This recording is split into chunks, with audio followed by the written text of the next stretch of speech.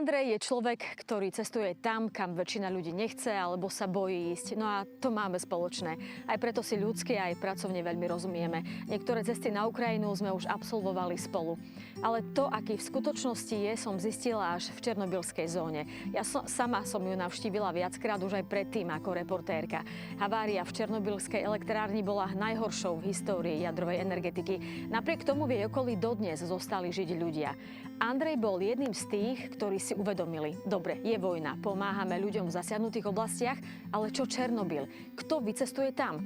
K tým zopár prevažne starším ľuďom, na ktorých svet takmer zabudol. No a tu sa to začalo.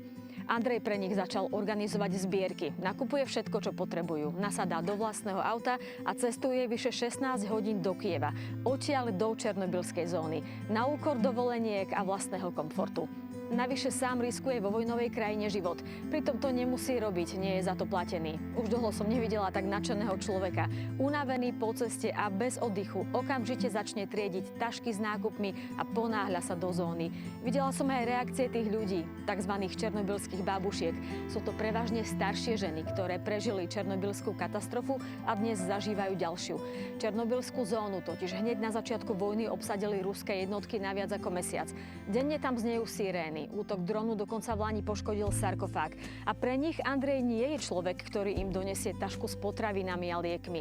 V skutočnosti im prináša niečo oveľa dôležitejšie. Pocit, že na nich ešte niekomu záleží. Je návštevou, na ktorú čakajú celé týždne a dáva im znova pocit dôstojnosti. Pretože niekedy stačí, aby niekto jednoducho prišiel, zaklopal na dvere a povedal: prišiel som vás pozrieť. Aj vďaka nemu sa mnohí možno až teraz dozvedeli, že v oblasti černobylskej elektrárne stále žijú ľudia, hoci je ich už len zopár.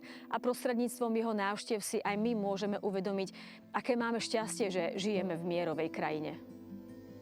No a prečo má Andrej srdce na dlani? Pretože všetko to robí nezištne. Nie preto, že za to čaká uznanie alebo slávu. Andrej je pritom jeden z mála ľudí na Slovensku a možno aj na svete, ktorí môžu vstúpiť do prísne stráženej černobylskej zóny aj počas vojny. A možno by to mohol využiť aj inak, viac vo svoj prospech. Ale on podstupuje riziko len, aby tým ľuďom uľahčil život. Nehovoriac o ďalších hrozbách, s ktorými treba v černobylskej zóne rátať, akými je samotná radioaktivita. A ak človek napriek tomu všetkému pravidelne vozí humanitárnu pomoc do takto zamorenej oblasti, tak to srdce musí mať naozaj doširoka otvorené a naozaj na dlani. Andrej, bola som s tebou na Ukrajine aj v časoch, ktoré neboli jednoduché a naozaj si vtedy možno povedal, že už to horšie nemôže byť, ale zvládol si to. A hoci tomu teraz nemôžeš uveriť, je to tak, toto ocenenie je zaslúžené a ja ti zo srdca gratulujem.